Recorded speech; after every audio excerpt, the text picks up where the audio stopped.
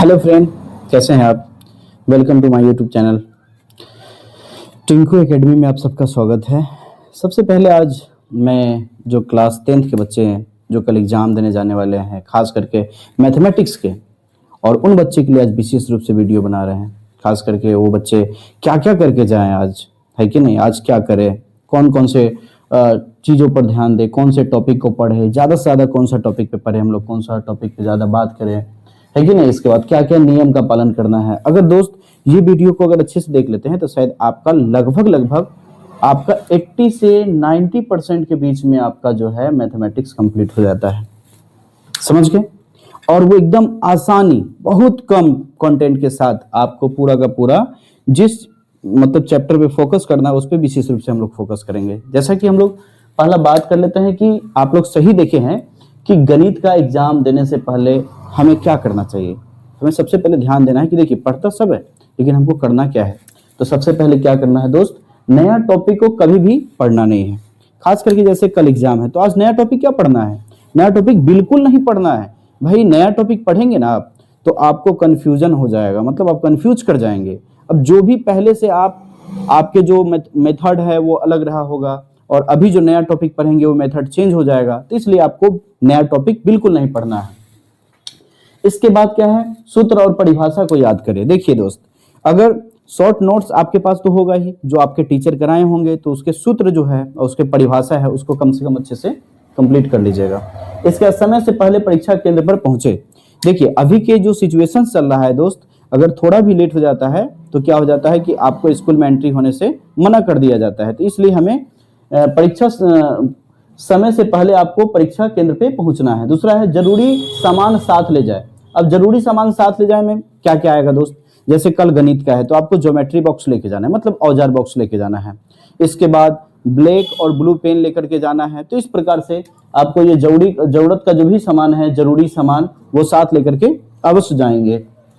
इसके बाद शांत और आत्मविश्वास होना चाहिए। देखिए दोस्त, आप क्या पढ़े हैं, कैसे पढ़े हैं वो आप अच्छे से जानते होंगे, लेकिन एग्जामिनेशन के समय में सबसे पहले आपको शांत होना पड़ेगा। एकदम मैथमेटिक्स का मतलब होता है माइंड से एकदम शांत होना चाहिए।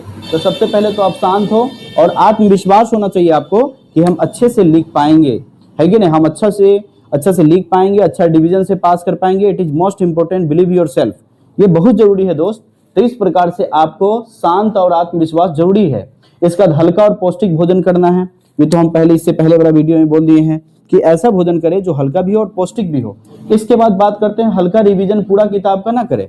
देखिए दोस्त, पूरे किताब को आप रिवीजन बिल्कुल नहीं कीजिएगा, हल्का रिवीजन कीजिएगा। मतलब ऊपर वाली जो आपको कंटेंट दिया गया है, जो ज्यादा पूछा जाता है, जो अभी हम बताएंगे सबसे ज्यादा किस पे फोकस करना है।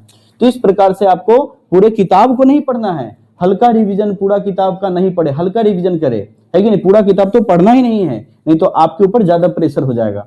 इसका सैंपल पेपर सोल्व करें। देखिए सैंपल पेपर का मतलब होता है कि जो आपके एग्जामिनेशन के लिए जो पेपर उससे पहले जो पूछे हुआ था, उससे पहले साल में जो पूछे हुआ था, वैसा अगर पेपर आपके पास उपलब्ध है तो उसको सोल्व करें, नहीं तो आपके टीचर के द्वारा जो भी क्वेश्चन कराया गया है उसको सोल्व करेंगे, ठीक है। तो ये दोनों में से कोई एक काम कर सकते हैं। और देखिए दोस्त, सबसे मेन इंपॉर्टेंट है अच्छा नींद आना बहुत जरूरी है। अगर आपको सही से नींद नहीं आएगा ना तो कल होकर के अच्छे से आप लिख नहीं पाएंगे। तो चलिए, ये तो आपको विशेष रूप से ये हम थोड़ा सा ये बताए हैं कि ये सब करना है। अब हम थोड़ा सा बात कर लेते हैं टॉपिक कौन कौन सा करना है। देखिए इसमें कुल टोटल 12 टॉपिक है। 12 टॉपिक को अगर अच्छे से कर लेते हैं, मात्र एक एक क्वेश्चन करना है, पूरा क्वेश्चन तो करना भी नहीं है, मात्र एक क्वेश्चन। अब बताइए कि अगर 12 गो टॉपिक है, एक एक क्वेश्चन करना है, मतलब 12 गो क्वेश्चन करना है आपको। और 12 क्वेश्चन को अगर बार बार रिवीजन करते हैं ना, मैं आशा के साथ और विश्वास के साथ कहता हूं कि आपका 80 से 90 नंबर लगभग आपका कंप्लीट हो जाएगा। इसमें बहुत सारा टॉपिक को हम छोड़ दिए हैं जो कि एग्जाम के समय में बच्चे के ऊपर ज्यादा प्रेशर आता है, जिसमें आसान टॉपिक और जो ज्यादा एग्जाम में पूछा जाता है उस टॉपिक को, प्रीवियस ईयर को देखते हुए हम इस टॉपिक को लिख दिए हैं। जिसमें पहला आ जाता है आपको ग्राफ। ग्राफ जो होता है दोस्त, ये प्रत्येक साल पूछा जाता है। ग्राफ जो है प्रत्येक साल पूछा जाता है। मात्र एक क्वेश्चन को बार बार पढ़े, एक क्वेश्चन को बार बार पढ़े, एक क्वेश्चन को बार बार क्या करे, उसको लिखे, खुद से बनाकर देखे, फिर उसका ग्राफ खींचे, उसको बार बार करे। इसके बाद रचना, जिसको दोस्त कंस्ट्रक्शन कहते हैं। रचना जो होता है वही गोला गोला जो बनाने वाला होता है उसको कंस्ट्रक्शन कहते हैं। उसको थोड़ा बार बार प्रैक्टिस करें, मात्र 2-4 क्वेश्चन को प्रैक्टिस कर लेंगे ऑटोमेटिक, जो आपके इसमें है लेसन में दिया गया रहेगा।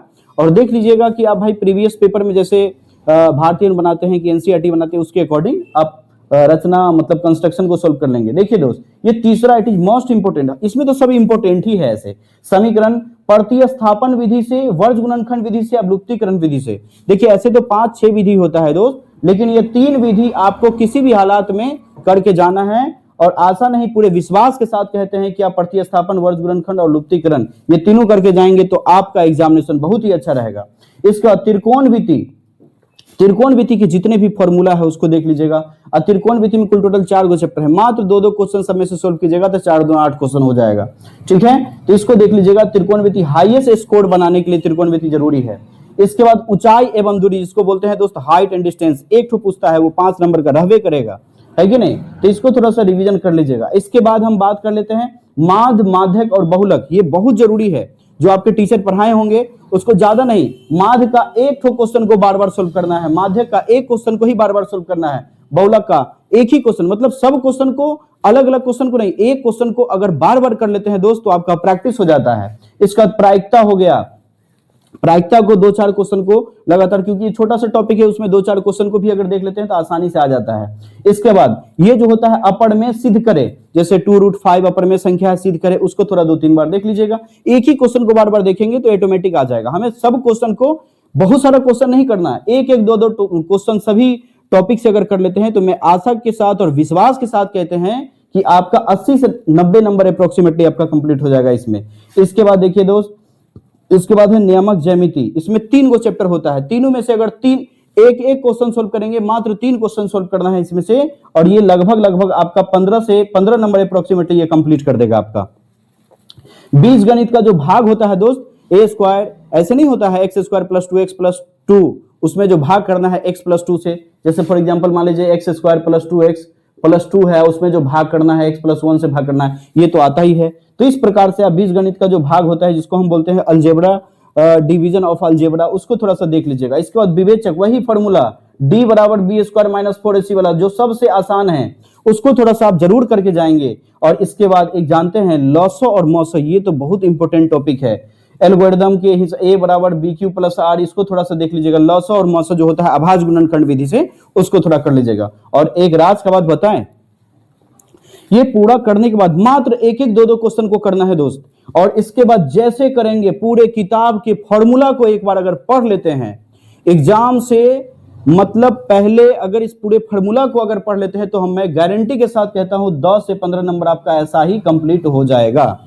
और एक बात बताएं, बात कुछ ऐसा है कि एग्जाम के 1 घंटा पहले सब पढ़ाई लिखाई बिल्कुल बंद कर देना है दोस्तों। उसके बाद जैसे मान लीजिए कि 1 घंटा अब एग्जाम का बचा है, आप सेंटर पे पहुंच चुके हैं, उसके बाद आपको कुछ नहीं देखना है, सिर्फ और सिर्फ माइंड में एकदम शांति, कंसंट्रेशन के साथ आपको जाना है, मस्त लिख करके आना है। और जब ये सब हो जाता है तो आपके पास यदि समय बचता है तो आप बहुत सारा टॉपिक को देख सकते हैं, जैसे मेंसुरेशन का हो गया, इसके बाद बहुत सारा है जैसे समांतर श्रेणी का हो गया, समांतर श्रेणी का हो गया। हम ऐसा कॉम्प्लेक्स, जो भी कॉम्प्लेक्स वाला है उसको अभी हम नहीं लिखे हैं। ऐसे अगर इससे समय बच जाता है, अगर इतना कर लेते हैं तो आसानी से आप 80 से 90 नंबर ले आ सकते हैं। अब उस टॉपिक को हम क्यों नहीं चर्चा किए हैं, क्योंकि देखिए अगर मान लिया जाए कि 1 से लेकर अगर 20 क्वेश्चन बनाना है हमको, 1 से लेकर 20 तक क्वेश्चन दिया हुआ है, उसमें मात्र 10 क्वेश्चन ही हमको बनाना है, तो हम 20 क्यों बनाएं? हो सकता है उसमें और भी क्वेश्चन सब होगा। तो इसलिए हमें इस टॉपिक पे अगर ज्यादा से ज्यादा फोकस करते हैं तो मैं आशा नहीं पूरे विश्वास के साथ कहते हैं कि आपका एग्जामिनेशन बहुत ही अच्छा जाएगा। और मैं आशा करता हूं कि आपका भगवान करे, ईश्वर करे, अल्लाह करे कि आपका एग्जामिनेशन बहुत ही सुंदर हो। मेरा आशीर्वाद है, भगवान करे मां सरस्वती आपके कलम पे विराजमान हो, आपके कॉपी पे विराजमान हो। उस प्रकार से एकदम मतलब कलम तोड़ के लिखना है दोस्तों, अगर लिखने से पीछे नहीं हटना है सिर्फ, और माइंड में वो जुनून होना चाहिए, एकदम शांति माहौल में रहना है।